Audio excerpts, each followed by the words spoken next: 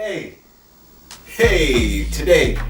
we back with something special for y'all. Me, G, you know who it is.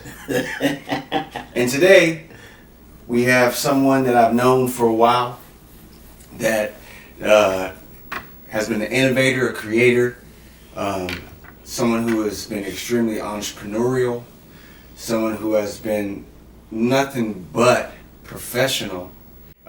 So what we've done is we've come up with this great network of black professional dads, and it's a collaboration amongst men throughout the United States.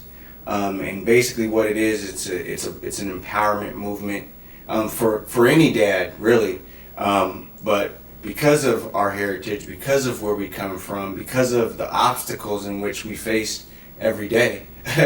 We decided to do something where we shed positivity and positivity only on black fathers. Ooh. So, without further ado, I'd like to introduce you to one of the best professional black fathers I know, DeAngelo Trent. Welcome here, bro. Thank you, brother. Welcome. Happy to be here. So, why don't you give us a little bit about your upbringing and your background and how you've made it to where you are today? Born and raised in the San Fernando Valley. Okay. So a Cali kid. Cali kid, yes. Okay. Los Angeles, California. Well, I'll take that back. I was born in Linwood, California. Okay. And my Linwood, father, very well. Yeah, my father was just one of my biggest inspirations. Okay. At the time when I was growing up, I didn't know what he was quite doing, but he kept moving us north. And now that I'm older, he was pulling us out of the hood. Got you. Yeah, so Right. he was planting seeds way before I knew what was That was happening. what, correct me if I'm wrong, but that's what a lot of black folks did back then, right? Yeah. Is a lot of them may have come from other places here, maybe from down south or up north or Right. whatnot, but they always wanted to get their kids into better school districts and things of that nature. Yes. Because they understood what the concrete jungle was, right? Yeah, right. That's very true because they did come from Louisiana, Okay. and their first landing location was Linwood. And they probably, Got you. come from somewhere so far away. They probably didn't know where they Where was exactly going. it should Yeah. be. Got And you. once they understood the locations, he did his best to get us. So did you have any siblings? I have 4 brothers.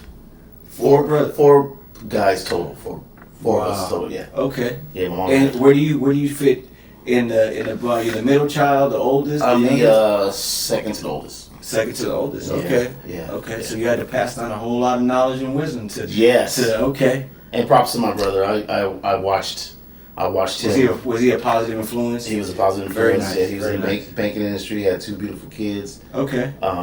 Took care of them, and I watched that. So, I've always known what to do in 2 years because I was able to watch him.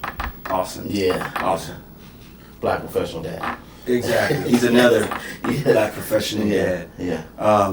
So let's fast forward a little bit. Okay. Let's fast forward to after high school. What are some of the things you were into, and how did that transcend into you becoming an entrepreneur? Well, after the era I grew up in, Yes. entrepreneurship wasn't really praised. Right. It was almost embarrassing, and I didn't know what was up with me because I was artistic. Right.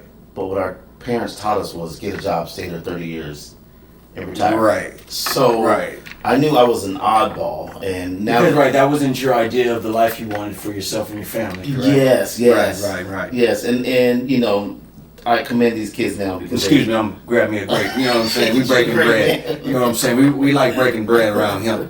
So I'm gonna have me a grape or 2, some water. You know what I mean? We keeping it healthy. We Yeah. consistently trying to stay on. We'll just call it a better way of life. Yep. You know, True. no diets, no fads. Mm-mm. If we want to have a burger, we have a burger. But for the most part, we drink our water. We take our vitamins. You know what it is. Yeah. We're preaching to the choir. For real. You know. Yeah. So once I understood, I moved out of my parents' house at 18. That was Okay. another Southern thing my father taught us was like, Get out at that age. when you're a man, you gotta go. Now, but let's stop there for a second. Mm. Is that something that you would recommend or even enforce on your own children?